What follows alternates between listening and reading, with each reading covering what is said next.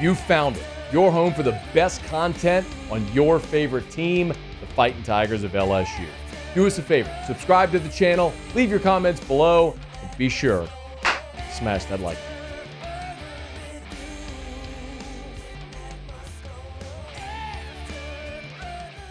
LSU has one more practice left in spring. Thursday, they'll be out on the Ponderosa for their final of their 15 spring practices. Brian Kelly on Tuesday after practice met with reporters, and he was asked an interesting question. And I do like open-ended questions. Sometimes a very pointed, very direct question is essential if you're trying to nail down a very direct answer. Sometimes an open-ended question is more serviceable because you'll get a little glimpse into the mind's eye of what the coach or the subject is thinking. And so Brian Kelly was asked about surprises. Is there anyone or anything that has surprised you in spring? It's a very broad, very vague question. And naturally, the first thing that pops into his mind is going to be the thing that maybe is most impactful. And here's what he said.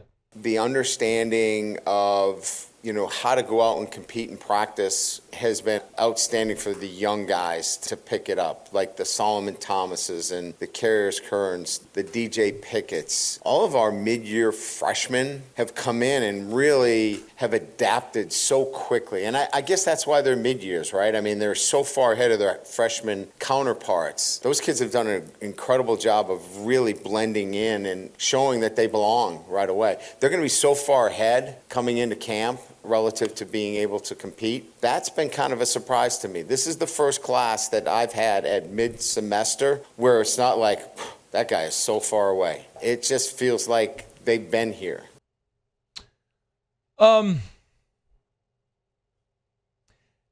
That's very good to hear. And, I've been out there a good bit to watch this team when I've been able.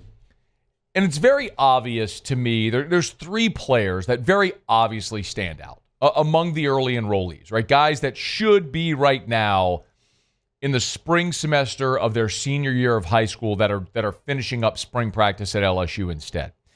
There are three players, and it's not surprising because it's the three highest rated guys in the class. It's DJ Pickett, Harlem Berry, and Carriers Kearns. Those three, when I think, all right, what freshmen are going to have a role in the fall?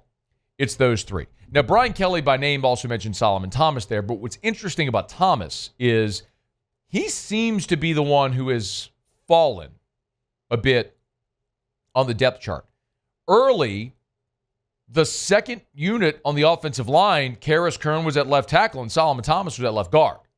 And there was a day, it was a cold morning, I remember we were out there, and I don't know if he was punished or what it was, but Solomon Thomas was like cast to a far field by himself with a GA to run drills all by himself. And I have no idea what that was about. But since then, we haven't seen Solomon Thomas really run the two deep. We haven't. That's not to say he hasn't. I'm saying we haven't. And the limited ability they allow us, the media, to see, and then the open practice on Saturday, that was Josh Thompson, running there at left guard, along with Paul Mabinga.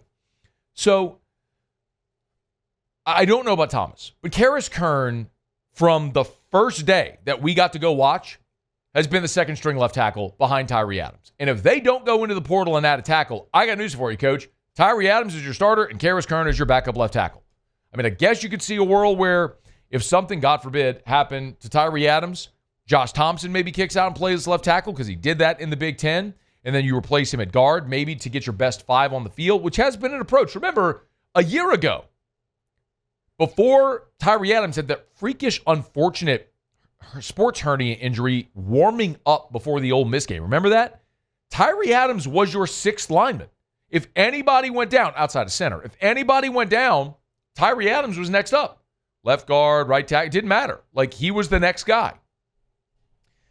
So maybe you're trying to develop that. I think you probably have better depth this year than you did a year ago because there could be a world where DJ Chester and Paul Mabinga, who were both starters last year for you at times, aren't starters on this team. Like if Braylon Moore and Josh Thompson end up as your starters at center in one of the guard spots, maybe Bo Bordelon or Cohen Eccles ends up being the other guard, or one of the guys I mentioned. Well, the other's a backup that can go in, plug and play if you need him. So the point is, you may not have a situation where it's like the next up at that spot, it could be a sixth man, but I could see a situation where Karius Kerner is your next guy at left tackle.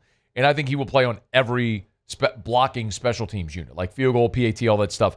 Like Karius Kerner is going to play in every game.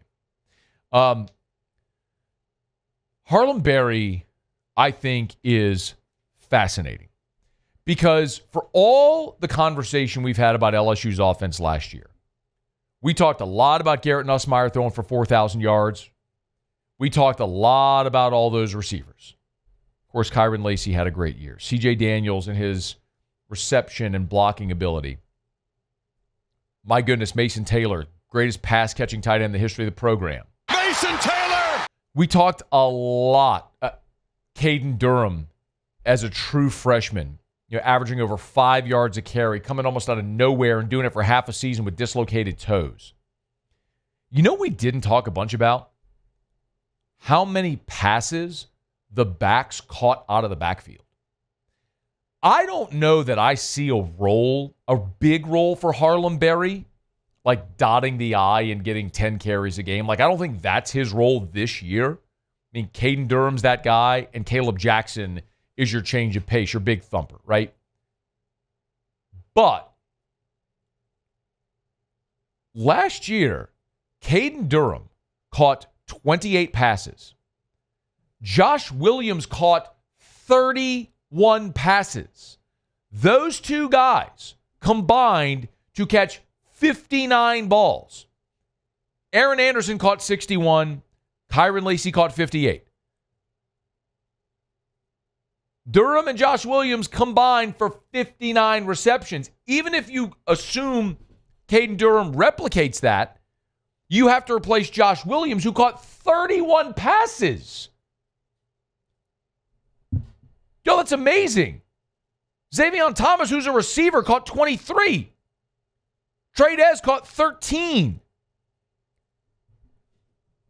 That is a very impressive number that we didn't talk about or focus much on. And I think that is Harlem Berry's role as a freshman.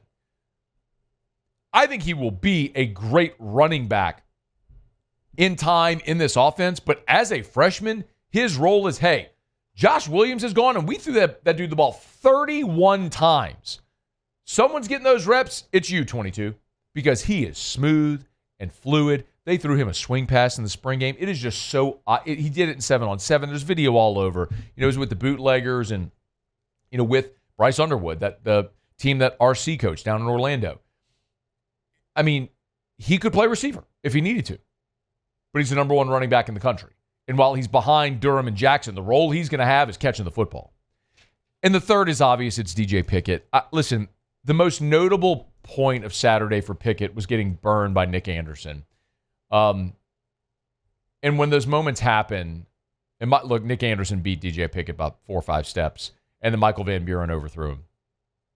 And when those moments happen, it's tough. Do you go, okay, well, that's awesome for Nick Anderson, or is that questionable for DJ Pickett? Well, Nick Anderson's awesome, y'all. He's 6'4", 219, and he averaged 21 yards a reception 2 years ago at Oklahoma. Like, let me give you some context on that, okay? I'm not going to count Chris Hilton last year because he only had 9 catches on the season, but he averaged 27 yards a catch. Among your regulars, Kyron averaged 14.9 yards per reception. Go to 2023. Malik Neighbors, Brian Thomas. Those two dudes pretty good. Can we all agree? Malik Neighbors, Brian Thomas, yeah, they're good. Malik averaged 17.6, Brian Thomas 17.3. Nick Anderson, 21 yards per reception. More yards per catch than Malik and Brian Thomas in 2023. Jamar Chase in his Biletnikoff year, 21.2. Nick Anderson, 21.0. My point is, Nick Anderson is awesome. He is a freak. He is 6'4", 219, runs like a deer, is a massive target, and if he's healthy, he is going to be a parabolum for everybody. So I'm not mad that DJ Pickett got burned on a rep by one of the biggest freak show receivers in the country. DJ Pickett's going to have a role. Like, I know this much. I am confident that when LSU plays Clemson and the first defensive series they run out there, Mansour Delane's going to be one of your cornerbacks. He's the best guy you got. Delane's going to be one of your corners.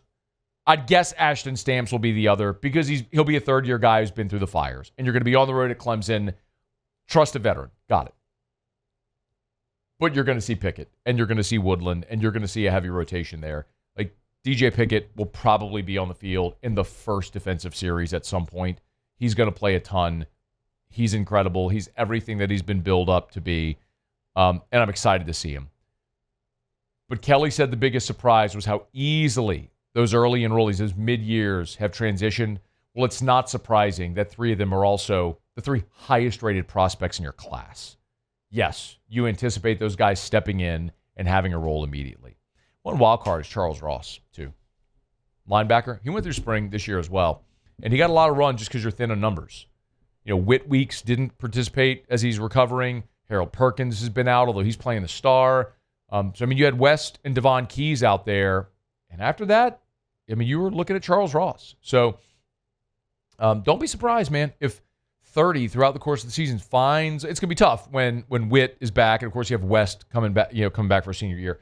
But sleeper, Charles Ross, we're in the 30. Same number that Greg Penn did. I think get Greg Penn on the show soon. Hey, thanks so much for watching. Please leave your comments. I love to interact, and be sure to hit the red subscribe button below.